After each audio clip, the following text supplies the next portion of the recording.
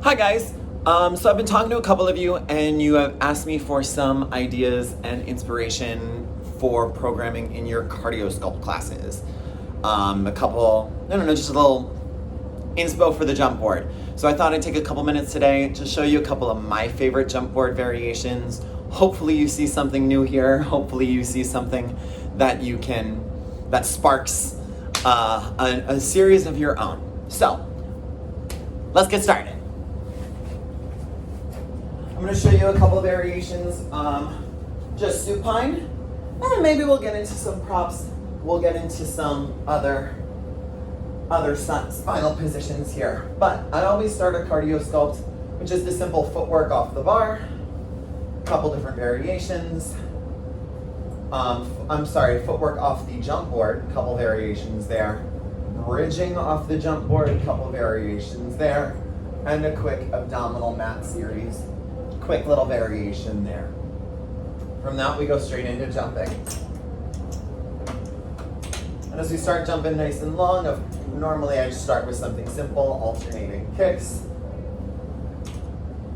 building in intensity, adding in a lift and twist.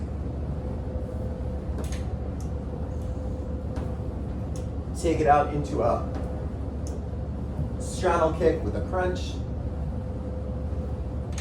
Maybe even maintain the lift. Go into helicopters.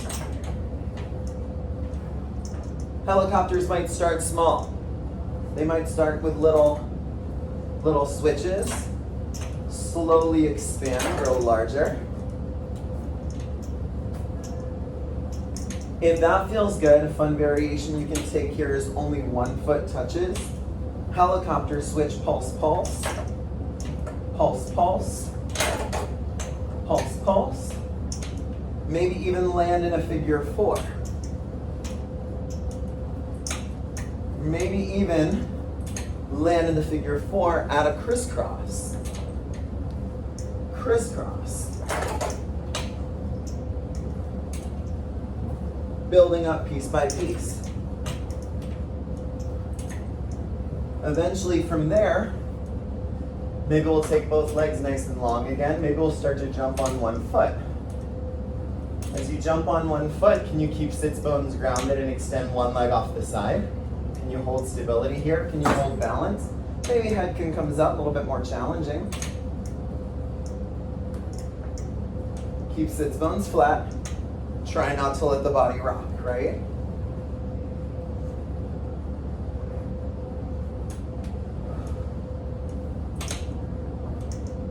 Now, of course, we can take it into a whole variation on single leg jumping, maybe even adding the ball,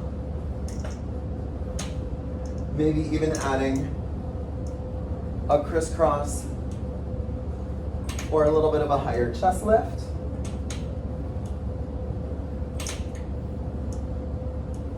That can come right on in, go straight into a bridge series here.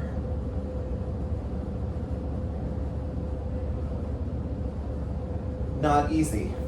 And of course, even out to the other side. Sometimes it's fun to add the ball in between the legs.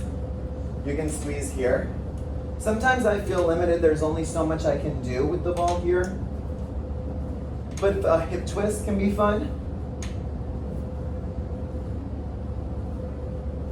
Couple variations there, differing difficulties. Maybe even add a knee tuck or a full crunch there. Squeezing the ball every time, of course. Ball could live down in between the ankles, and I can go into little squeezes here. I could even try to work into those little leg switches, squeezing the ball as I go. If you're feeling really, really ambitious, maybe you want to try to squeeze the ball from top to bottom. Start here and add in a crisscross crunch. Woo, it's not easy. Woo, okay. Personally, when I like to use the ball, I like to keep the ball mostly for upper body and scapula activation. Helps bring a little bit more of that proprioception. And that gets fun when you get to add in choreography with the ball.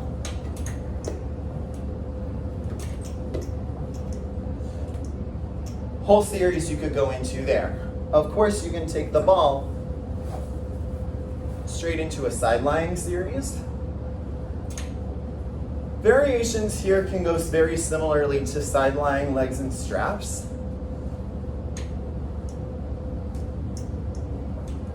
But one of my favorite variations in this position is actually to take the bottom leg to the board. Top leg is going to extend over the board. Ribs are still lifted. This hip's going to burn pretty hard, pretty fast. It's kind of fun. You can even go into choreography there, something like that. Hopefully that gives you a couple ideas.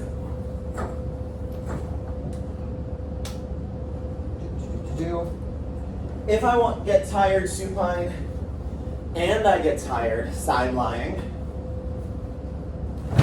that's normally when I bring in the box.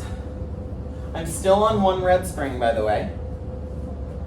Box is fun because I can start working towards a prone position.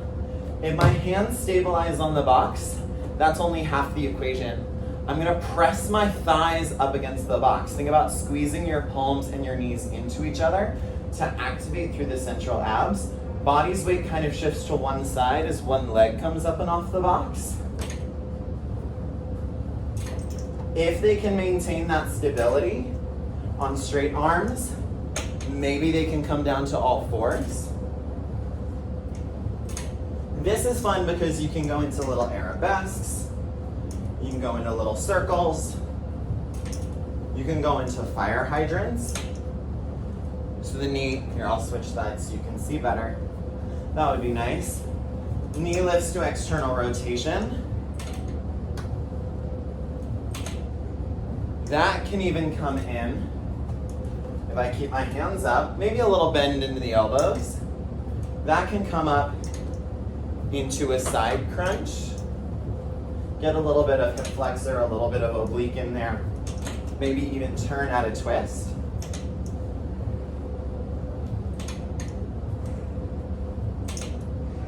Once you really, typically anything with the box, I save for a 1.5, just for reference.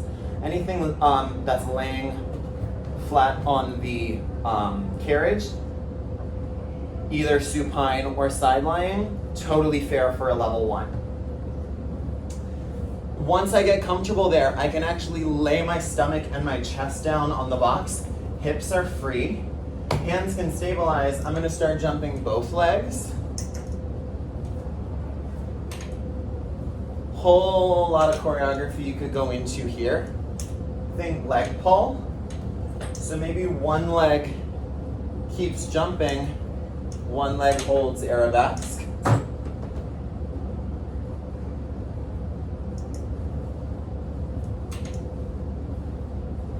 Couple ideas. Hands can even come up off the box. You can start to work towards a grasshopper. Oh my gosh, I haven't done that in a long time. Hopefully that gives you a couple ideas to play with there. I always end that one with a little child's pose moment, because you're gonna feel that after a second. Something I have played with in the past, it's possible. I want you to use caution here. I can actually get into a high side kneeling position. One foot kind of comes up to the box. You can go into a whole series here.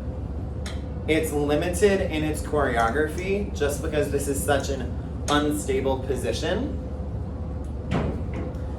Really just limited to side kneeling or kneeling side kick.